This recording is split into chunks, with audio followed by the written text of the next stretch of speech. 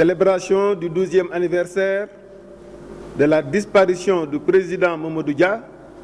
ce 25 janvier 2021, à la mairie de Diourbel, Sénégal, par la jeunesse autogestionnaire panafricaniste Mamadou Dia. Résolution générale. Nous, participants du Cinéforum, tenu ce 25 janvier 2021, considérant les origines biologiques et culturelles de Mamadou Dia, père alpulaar de Sinthiou Bamambé, dans le Kanel, au Fouta, et mère sérère du Baol, le 18 juillet 1910 à Khombol.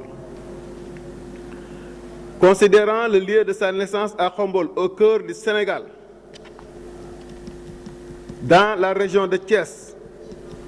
à la frontière entre les régions de Thiès, de Diourbel et de Fatick, considérant ses études coraniques poussées, considérant ses études primaires à l'école régionale de Diourbel et à l'école primaire supérieure Blanchot de Saint-Louis, considérant son entrée précoce en 1924 et sa sortie majeure en 1927 de la prestigieuse école William-Ponty de Gorée, école normale fédérale de la OEF, considérant sa profession d'instituteur à Saint-Louis et à Fissel, puis directeur de l'école régionale de Fatick en 1943. Considérant son engagement politique à la SFIO, pas assez socialiste pour lui, suite aux multiples sollicitations des paysans de Fatick qu'il organisait en coopérative,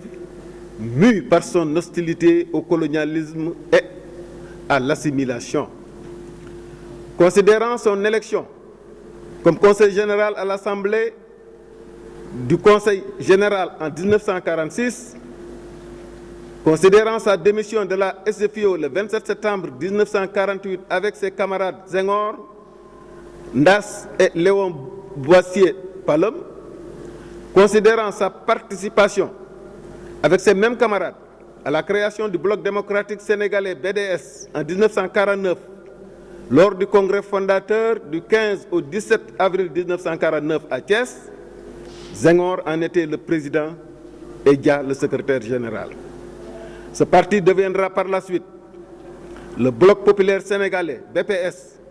puis Union progressiste sénégalaise et enfin Parti socialiste, PS. Considérant son élection comme grand conseiller général de l'AOF en 1948, sénateur de 1949 à 1955,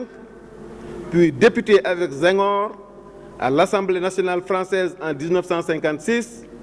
où il siège au sein des indépendants d'outre-mer IOM. Considérant son magistère comme premier maire sénégalais regretté de la commune de Diourbel, du 24 novembre 1956 au 11 mars 1963, pour ces réalisations qui font encore aujourd'hui la fierté de Diourbel. Considérant la loi cadre de fer, adoptée le 23 juin 1956, dans le cadre de laquelle Dia devient vice-président du Conseil gouvernemental du Sénégal en mai 1957 auprès du gouverneur Pierre Lamy, puis président lui-même du gouvernement du Sénégal. Considérant la position de Dia déclinée magistralement par son ministre et porte-parole Valdiodio Ndiaye face à De Gaulle pour la rupture avec la France au référendum de 1958, en opposition avec Senghor, favorable à la conservation du Sénégal dans la communauté, première opposition publique avec Senghor. Considérant sa qualité de signataire et père fondateur avec Modibo Keïta de l'indépendance de la Fédération du Mali, le 4 avril devant Michel Debré, le 4 avril 1960 devant Michel Debré. Considérant son engagement dans la constitution de la Fédération du Mali et son rôle dans la rupture de celle-ci, considérant sa reconduction comme président du Conseil du Sénégal à l'indépendance de la Fédération du Mali du 4 avril 1960, considérant la signature de l'acte d'indépendance du père fondateur de la République du Sénégal par Mamadou Dia le 21 août 1960, considérant sa paternité du premier plan de développement économique du Sénégal, son option d'un islamisme éclairé, d'une administration moderne et les heurts avec les milieux conservateurs et les intérêts français, deuxième opposition publique avec Senghor. Considérant son opposition à la corruption des députés affairistes, augmentation des salaires, prêts bancaires non remboursés, prise d'action dans les sociétés au nom de leurs femmes et enfants. Considérant le discours-programme du 8 décembre 1962 sur les politiques de développement et les diverses voies du socialisme, prônant le rejet révolutionnaire des anciennes structures et une mutation totale qui se substitue à la société coloniale, à l'économie de traite, une société libre et une économie de développement. Considérant ce discours comme le mobile majeur de la motion de censure pour Senghor demeurer pro-français, considérant l'opposition de Dia à l'examen de cette motion de censure par l'Assemblée nationale qualifiée de tentative de coup d'État, au profit du Conseil national du parti pour rétrocéder ses pouvoirs à Senghor, l'arrestation de 4 députés et le vote par 47 voix de la motion au domicile du président de l'Assemblée nationale, Lamine Gueye, le 17 décembre 1962. Considérant l'achat de conscience de certains députés entre 2 et 4 millions de francs par la Chambre de commerce de Dakar, la Chambre de commerce qui était à l'époque sous la direction de Galenka. Considérant l'arrestation de Dia le 18 décembre 1962 par un détachement de paracommando du chef d'état-major des armées Jean-Alfred Diallo avec 4 ministres, Valdiodio Ndiaye, Ibrahima Sarr, Joseph Mbaye et Aliou Tall, considérant leur traduction devant la Haute Cour de justice du Sénégal du 9 au 13 mai 1963 pour tentative de coup d'État, la condamnation de Dia à la perpétuité et ses ministres à la peine de 20 ans d'emprisonnement et leur détention à la prison de Kédougou, alors que le procureur général Ousmane Camara ne requiert aucune peine contre eux. Considérant les protestations de Dia comme quoi on ne fait pas de coup d'État quand on a le pouvoir d'État. Considérant les avis pertinents et témoignages poignants de Cheikh Hamidou Kane, acteur dans la crise, il s'oppose à la violence de Dia à l'Assemblée nationale, il s'oppose à la caractérisation de coup d'État et la traduction devant la Haute Cour de justice de Dia par Senghor. Il démissionne du gouvernement. Considérant la chasse aux sorcières d'égalisation par la justice des vainqueurs qu'Abdou Diouf a courageusement refusé, considérant le démenti cinglant de ces allégations que constitue sa solide relation de toujours avec la famille d'Abbas Sall de Louga, qui dirige les prières d'anniversaire du décès, et celle de Serigne Bassirou Mbacké de Diourbel. Considérant les témoignages d'Amadou Makhtar Mbow, d'Alain Mbaye d'Erneville, sur leur convergence de vue avec Dia et son intégrité, on retient ces mots d'Alain Mbaye d'Erneville: Dia était dur, dur, dur, mais pur, pur, pur. Le témoignage déterminant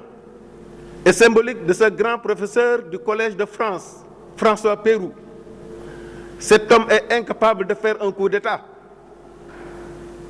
Un homme d'un rang et d'une envergure exceptionnelle,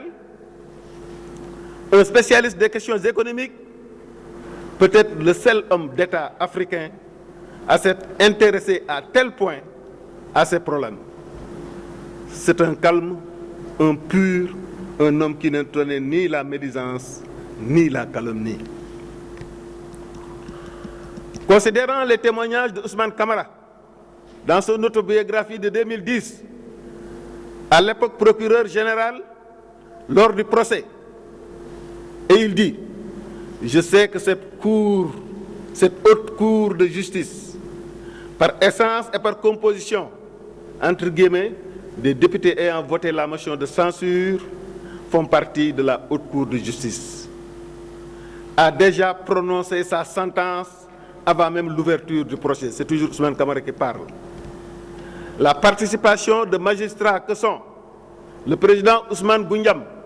le juge d'instruction Abdoulaye Diop et le procureur général ne sert qu'à couvrir du manteau de la légalité une exécution sommaire déjà programmée. Considérant les témoignages de Jean-Alfred Diallo, le 17 décembre 1992, ça veut dire 30 ans après, et il le fait le 17 décembre, le jour de la motion de censure, nommé chef d'état-major des armées par Senghor au moment des événements en remplacement du général Amadou Fall et homme clé des événements. Donc c'est Jean-Alfred Diallo qui dit que Mamadou Dia n'a jamais fait un coup d'état contre Senghor. L'histoire du coup d'état, c'est de la pure fabulation. Considérant la demande de leur libération par Jean-Paul Sartre, le pape Jean XXIII, Aimé Césaire, François Mitterrand, entre autres, considérant le rejet des conditions de Senghor pour leur libération, à savoir liberté sans politique, Dia a répondu qu'il peut renoncer à un droit, mais pas à un devoir. Et il ajoute, la liberté en prison plutôt que la prison en liberté. Considérant leur grâce et libération en mars 1974 par Senghor, sans leur demande, plutôt sollicitée par les multiples pressions des intervenants. Considérant leur armistice en avril 1976, considérant le rétablissement du multipartisme en mai 1976, considérant la fondation du mouvement démocratique populaire MDP en 1981 pour la mise en place d'un socialisme autogestionnaire par Dia, considérant sa candidature sans succès aux élections présidentielles de 1983, considérant l'amitié de 17 ans entre Dia et Senghor jamais reniée, considérant sa haute probité morale reconnue de tous,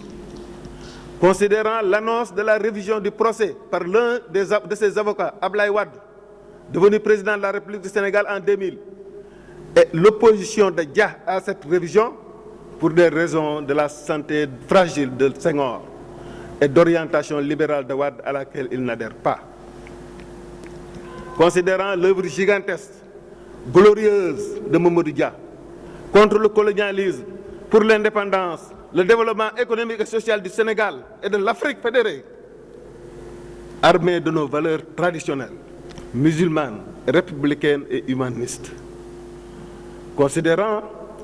l'absence jusqu'ici d'un acte de reconnaissance de la République digne de son rang, à l'instar de ses pairs sénégalais et africains. Concluons, nous donc participants à cet anniversaire, nous affirmons, concluons, sans embâche, que feu le président Mamadou Dia était une victime de coup d'État, accusée de tentative de coup d'État. Affirmons fortement que feu le président Mamadou Dia était l'incarnation vivante de l'homme au pouvoir, symbole des valeurs traditionnelles, musulmanes, républicaines et humanistes.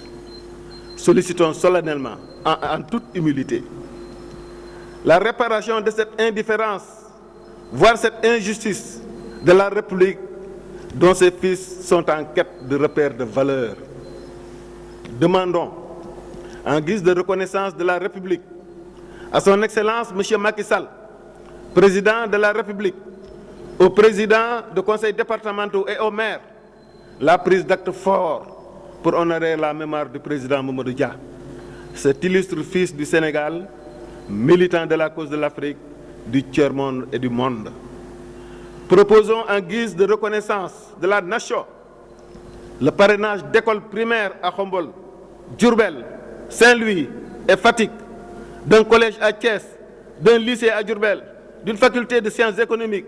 d'une université, de l'ENEA, de l'ENAM, du port autonome de Dakar, de toute la corniche ouest de Dakar, pour exemple non exhaustif. Et tout ça, c'est pour l'aura du Sénégal. Fait à Diourbel le 25 janvier 2021. Maintenant, waaw, il y a la déclaration de Diourbel.